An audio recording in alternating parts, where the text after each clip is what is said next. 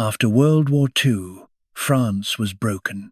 The factories were bombed, pride was shattered, and the world had stopped looking its way.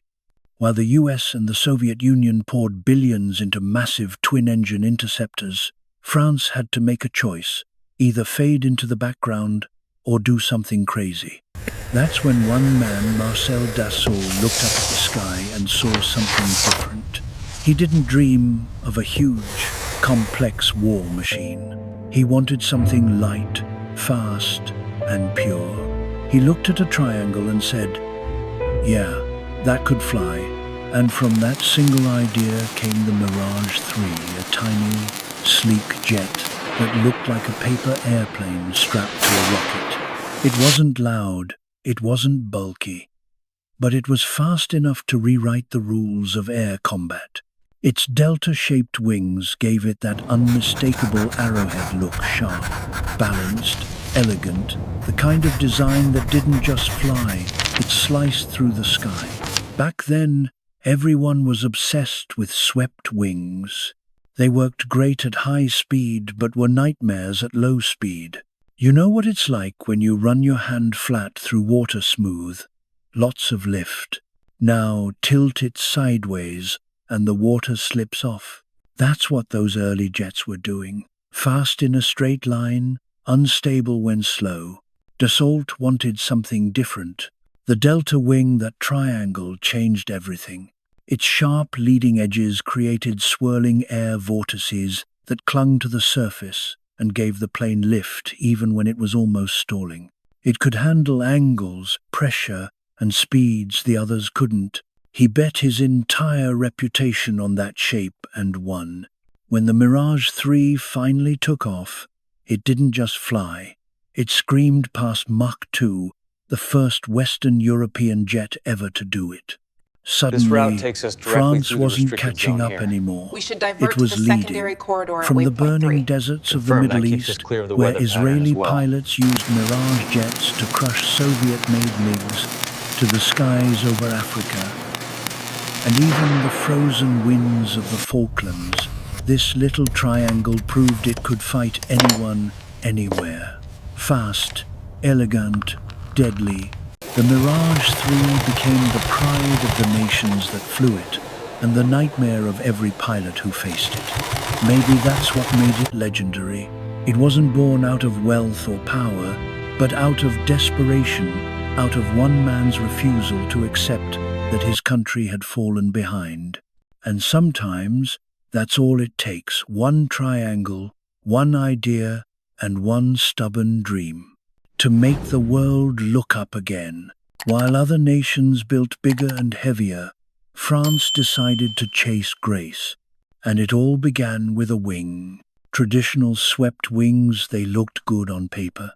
They worked fine at high speeds. But when things slowed down, they turned vicious. You had longer takeoffs, hotter landings, and handling so unpredictable that even the best pilots held their breath every time they came into land. But the Delta wing, it rewrote the story. Its sharp leading edges created powerful whirlwinds of air vortices that clung to the surface like invisible hands, gripping the wing and pulling the plane up, even at steep angles. That meant one thing: at high angles of attack, during turns or dogfights close to the speed of sound, a Delta could outmaneuver anything from the last generation. Of course, nothing in aviation comes free. The Delta's wide surface gave it unmatched strength, fewer stress points, cleaner structure, more room for fuel. But when it came to landing, it was like trying to slow down a racing arrow. You'd see them come in with their noses pitched high, gliding fast, almost defying the ground. Why so fast? Because at low speed, Deltas bleed energy quickly, and in a dogfight, that can mean life or death. Still, history would prove Dassault right. That triangle wasn't just a shape, it was a revolution waiting for its era. And in the mid-1950s, France desperately needed one. Its air force was a museum of leftovers, patched up World War II relics, and clunky early jets, while Britain, America, and the Soviets were racing full throttle into the supersonic age. For France to matter again, it couldn't just catch up. It had to leapfrog. So the French government issued a challenge bold, maybe even impossible. Build a lightweight interceptor that can reach 18,000 meters in 6 minutes and cruise past Mach 1.3. 3 companies stepped forward. Sud-Est with the Durandal, Sud-Ouest with the Trident, and one man, Marcel Dassault, with something almost absurdly simple, the MD 550 Mystère Delta. He wasn't just an engineer, he was a survivor. A man who'd endured occupation, prison, and humiliation, and came back with a fire to rebuild France's pride with his own hands. He believed France didn't need to depend on anyone. It just needed courage and a jet fast enough to prove it. Dassault's design philosophy was almost poetic in its stubbornness. Don't overcomplicate the machine. Keep it elegant. Let performance do the talking. And so his creation was small, sharp, and experimental, powered by 2 tiny Viper turbojets, with an optional rocket booster strapped underneath like a dare. It had no horizontal tail, no flaps, just a single triangular wing that gave it both beauty and strength. Yes, that meant fast landings and tricky approaches, but it also meant fewer parts to break, less weight, and more potential speed. It was easy to build, it was tough, and most of all it was fast enough to chase the future.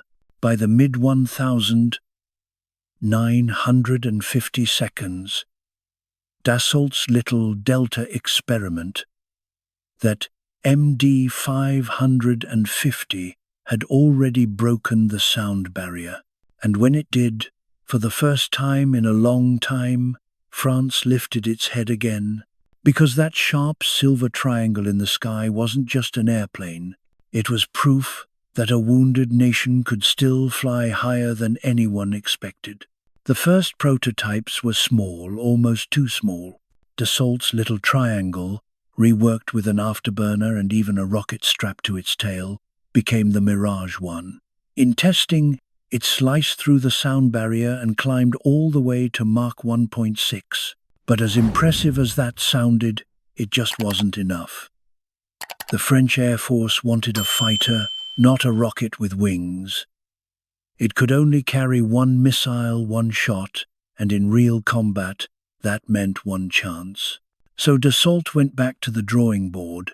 He sketched something bolder, a Mirage II, twin engines, larger frame, more power. But the idea never left paper.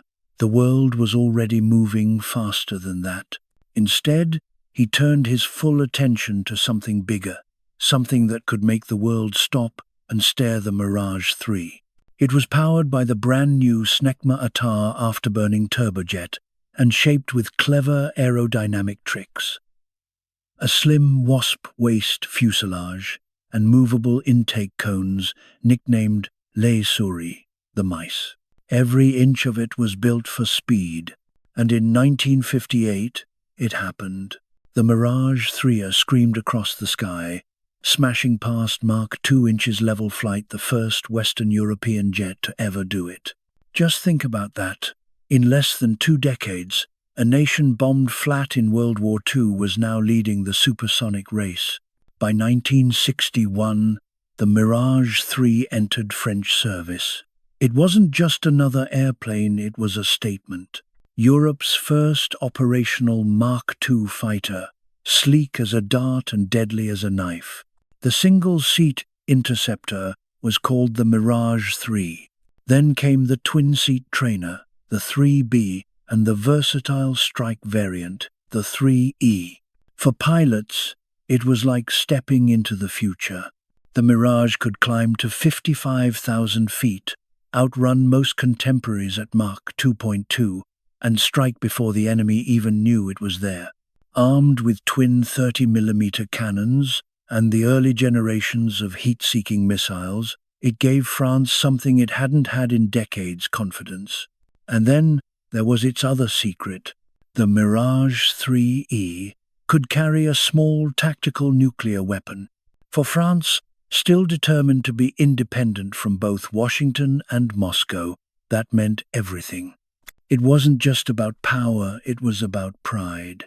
A reminder that even in a world split in two, France could still stand on its own wings. Before long, everyone was talking about it. And everyone wanted one. Why wouldn't they? It was fast, beautiful, and compared to the monsters America and Russia were building, relatively affordable. It hit the perfect balance for smaller air forces that needed speed and simplicity without the price tag of a superpower. Over the next 2 decades, Dassault built an astonishing 1,400 Mirage III family aircraft, sold to 21 countries across Europe, the Middle East, Africa, Asia, and Latin America. For many of them, this was their first taste of Mach II flight, their first step into modern air combat. Australia built them under license. Argentina flew them over the South Atlantic. Israel used them to rewrite the playbook of air-to-air warfare. South Africa, Switzerland, Pakistan, the list kept growing, but every pilot who touched one learned the same lesson. The Mirage III was not easy to master. That gorgeous delta wing that gave it such grace at high speed came at a price. At low speeds, it was unforgiving, bleeding energy fast, forcing pilots to land at nearly 330 kilometers an hour. You didn't land a Mirage, you negotiated with it. Still, the challenge was part of the allure, because once you tamed it, there was nothing like it, and soon, comparisons started. Against America's twin-engine F-4 Phantom, the Mirage was smaller, lighter, more agile. Sure, the Phantom had better radar and more missiles, but in a close-range dogfight, speed and electronics meant nothing if you couldn't turn tight enough to get the shot. Even the F-104 Starfighter, that needle-shaped rocket from Lockheed, could barely keep up. It was fast. Yes, but its tiny wings made it stiff and awkward in turns. The Mirage's delta could dance where the Starfighter stumbled. And then came its true mirror image, the Soviet MiG-21. Both single-engine, both delta-winged, both built to be fast, rugged, and simple. But who flew them? That made all the difference. The Mirage III wasn't just fast, it was alive. Where other jets roared straight and stiff, the Mirage seemed to dance through the air. In tight turns and high-speed climbs, its delta wings carved graceful arcs that no one expected from a machine born in a wounded nation. That agility gave it an edge, an invisible advantage you could only feel when your life depended on a split second in the sky. The American F-104 Starfighter could match its speed, but not its spirit. The Starfighter was a missile with a man inside, fast, yes, but fragile. Its razor-thin wings were built for altitude, not agility. It was awkward in turns, unpredictable on landings, and unforgiving to mistakes. The Mirage, though, could twist, climb, and recover like a predator that knew its own instincts. But what about the other side, the Soviets? That's where things got interesting. The MiG-21 and the Mirage III were mirror images of one another, both single-engine, both delta-winged, both built to be fast, rugged, and brutally simple. On paper, they looked evenly matched, but combat isn't written on paper, is it? The real difference was in the cockpit. While Soviet-trained pilots relied on procedure, others learned instinct. In Israel and South Africa, Mirage pilots trained until speed became second nature, and that training made all the difference. The Mirage's true weapon wasn't its engine or its missiles. It was the people who flew it. And when war came, the world saw exactly what that meant. In the early 1,960 seconds, Israel was surrounded by threats and needed a new guardian of its skies. When the Mirage III arrived, it was like stepping into the future, sleek, supersonic, silent until it struck. Israeli pilots learned its quirks, mastered its delta wings, and built tactics around speed, surprise, and precision. Then came June 1967, the Six-Day War. As dawn broke, Israel launched Operation Focus, a preemptive strike that rewrote the rules of air warfare. Mirage fighters thundered low over enemy runways, dropping bombs and cannon fire that turned entire airfields into flames. Hundreds of Egyptian, Syrian, and Jordanian aircraft were destroyed, most before they ever left the ground. And when dogfights erupted above the desert, the Mirage ruled there too. It outclimbed, outturned, and outfought the Soviet-built MiGs at every encounter. By the war's end, the Mirage wasn't just a jet, it was a symbol, a machine that carried a nation's survival on its wings. Several Israeli pilots became legends, scoring multiple kills and carving their names into aviation history. When France later cut off arms to Israel, the country didn't stop it, simply built its own Mirage. First came the Nesher, then the Kfir, upgraded with a powerful American engine. By the time of the Yom Kippur War in 1973, the Mirage family was no longer the newest aircraft in the sky, but it was still deadly. Israel's top ace, Giora Epstein, scored 17 aerial victories in Mirage and Neshers, a record that stood as proof of both design and determination. But the Mirage's story didn't end there. Far from it, across the world, it appeared in other flashpoints of the Cold War, each one a different kind of test. In South Asia, Pakistan began flying Mirage IIIs in the late 1960s.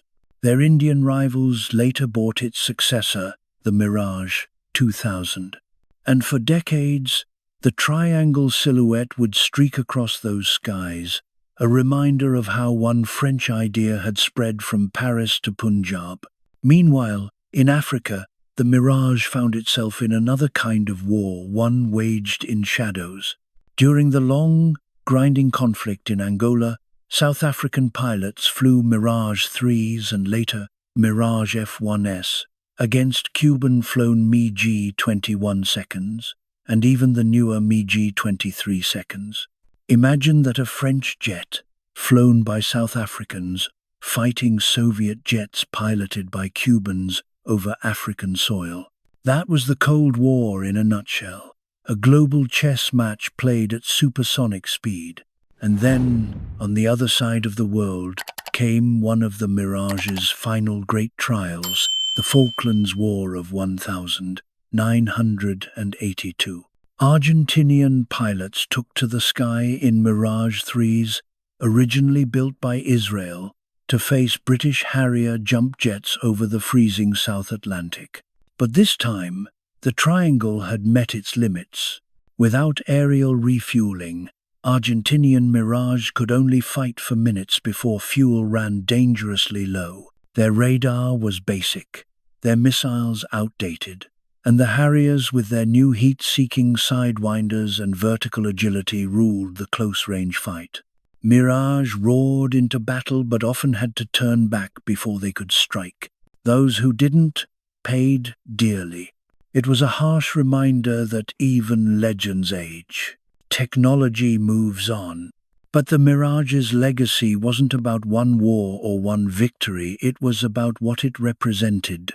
A symbol of human daring, the belief that even when you start behind, if you build something bold enough, you can still take the lead. Because, really, isn't that what flight has always been about? Not just breaking the sound barrier, but breaking the limits we set for ourselves. As the Cold War stretched across continents, the Mirage's silver wings cast their shadow farther than anyone had imagined. By the late 1960s, It wasn't just a French fighter anymore. It was a global symbol of how one idea could travel, adapt, and survive. In South Asia, Pakistan's Air Force brought the Mirage III into its fleet in 1968.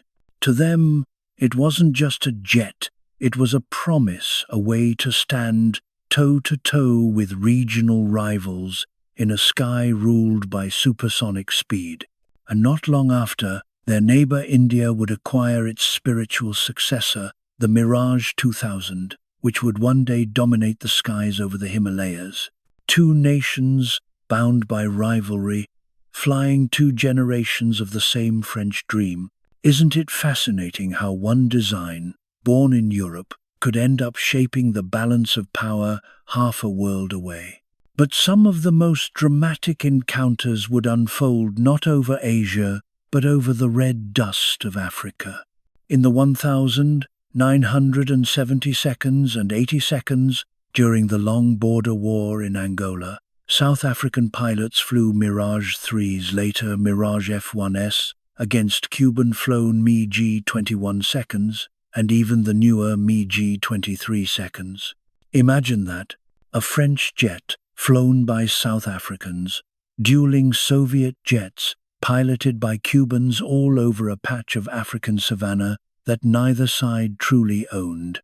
The Cold War had become a strange theater, and the Mirage, once a product of pride, was now a piece in someone else's global chess game. Still, it held its own. Even against newer designs, the Mirage could strike hard and vanish faster than its enemies expected. But time, as always, was the one opponent no machine could outfly. By 1982, that truth hit hard. Far to the south, in the freezing winds of the Falklands, the Mirage III met its harshest test. Argentinian pilots, flying Mirage III EAs, originally built by Israel, took off to face Britain's Harrier jump jets, aircraft half their size but with a revolutionary trick: vertical flight. Without aerial refueling, Argentine Mirage had barely 5 minutes of combat time once they reached the British fleet. 5 minutes, can you imagine? 5 minutes to fight, to survive, and then turn back before fuel ran out. Their radars were outdated, their missiles short-ranged, and the Harriers carried the latest AIM 9-liters sidewinders that could hit from any angle. The results were brutal. Mirages were outmaneuvered, outgunned, and forced into desperate bombing runs. Several never came home. It was painful to watch, not because the Mirage failed, but because it had simply reached the edge of its era. Every legend faces that moment when the world it was built for no longer exists. But here's the thing about good design: it never truly dies, it evolves. The Mirage III's foundation was so solid, so ahead of its time, that it became the seed for a new generation of aircraft. By the late 60 seconds, Dassault had already begun developing the Mirage V, a simpler, more focused version built at Israel's request. It stripped away the complex radar systems to become a pure daylight attacker, lighter and faster. And when France stopped supplying Israel, the Israelis did what they always did: they built their own. First came the Nesha, a near clone of the Mirage V, and later the Kfir, equipped with a powerful American J-79 engine and small canard forewings to improve low-speed control. Each evolution made the jet a little tougher, a little sharper, like a veteran learning new tricks to survive another fight. Meanwhile, halfway across the world, South Africa, isolated by apartheid sanctions, couldn't buy new aircraft. So they rebuilt the old ones, transforming their Mirage IIIs into the Atlas Cheetah with Israeli help. New engines, advanced electronics, canards for agility. By the 1990 seconds, those upgraded Mirages were still flying, proof that you can't keep a good design down. And Dassault itself? They never stopped refining the formula. They stretched the fuselage, added new avionics, and created the Mirage III and later the Mirage 50 for Chile and other nations. Each one carried a little of that original DNA, the same triangular soul, polished for a new generation. Yet, Dassault also knew the truth. The delta wing that once defined them had its limits. High landing speeds, tricky stability on short runways, not ideal for modern strike roles. So in the late 1960 seconds, they did something unthinkable. They broke their own rule. The next fighter, the Mirage F1, ditched the tailless delta in favor of a conventional wing and tailplane. It was faster, more stable, and more flexible, a strange child of the Mirage family, but an important one. And then, just when people thought the age of the Delta was over, Dassault brought it back, reborn through technology. By the late 1970 seconds, computers had changed everything. Fly-by-wire control systems could now tame what once made Deltas dangerous. And so, the Mirage 2000 was born, the spiritual successor to the Mirage III. Same iconic silhouette, but now guided by digital precision. As the 20th century drew to a close, the original Mirage III quietly took its final bows. France retired its last squadrons in 1994, replaced by Mirage 2000s and later by Rafales, sleek, powerful descendants of that same triangle first sketched in the 1950 seconds. Israel had already moved on to F-15 seconds and F-16 seconds, but the cavers and cheetahs soldiered on into the 1980 seconds and beyond. Even then, as they faded from front lines, the Mirage's shape, that perfect triangle, remained etched into the memory of pilots around the world. Because the Mirage III wasn't just another airplane, it was a statement. It proved that elegance could be lethal, that simplicity could win wars, and that even a nation written off after a world war could rise again, not by copying others, but by daring to dream differently. And maybe that's why the Mirage still matters today, because it reminds us of something timeless, that innovation isn't born from comfort, but from defiance. When the world tells you you're finished, maybe that's exactly when you start flying again. Even as the world moved into a new century, some nations just couldn't let go of their Mirages. Argentina, for one, held on with pride. Those silver triangles became part of its national identity, veterans of old battles, guardians of the sky. For decades, they kept flying, their engines howling through the Patagonian wind until the mid-2010 seconds, when age finally caught up with them, not because they lacked heart, but because metal, unlike spirit, eventually tires. Brazil held out, too, their Mirages, slicing through tropical skies well into the early 2000s, and Pakistan, ever resourceful, kept upgrading theirs, new electronics, new roles, transforming the Mirage III and Mirage V into scouts, trainers, even strike aircraft. They refused to let them fade quietly. But by the dawn of the 21st century, even the most stubborn air forces had to face reality. Technology had leapt forward, and time, that old enemy, had finally overtaken the legend. One by one, the Mirages were rolled into hangars for the last time. Some were scrapped, others were polished, restored, and placed behind museum glass relics of an age when courage and geometry changed the sky. Yet, standing beneath one today, you can still feel it, that quiet defiance in its lines. The Mirage III was more than just aluminum and jet fuel. It was intent made tangible, a symbol of France's ingenuity in a Cold War chess match played at Mark II. Its triangular silhouette came to represent the entire jet-age dream, the belief that speed, precision, and design could outthink brute power. And beyond performance charts or dogfight tallies, the Mirage carried something heavier: influence.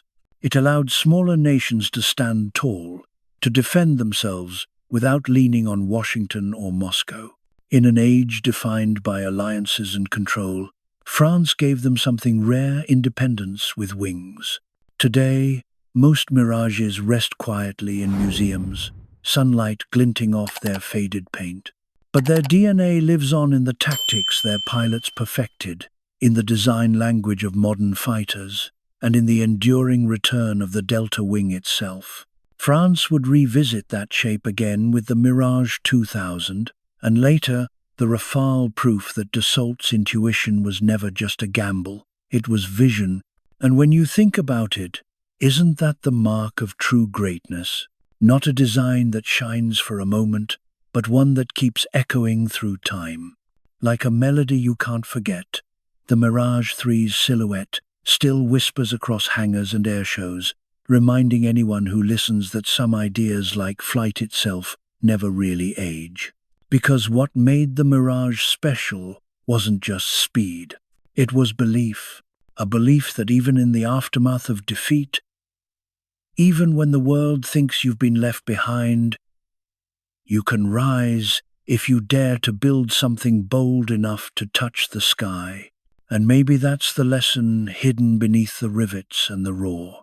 It's not where you start that defines you, but how high you're willing to climb. The Mirage III began as a sketch of a triangle on a piece of paper and ended up reshaping the very idea of flight.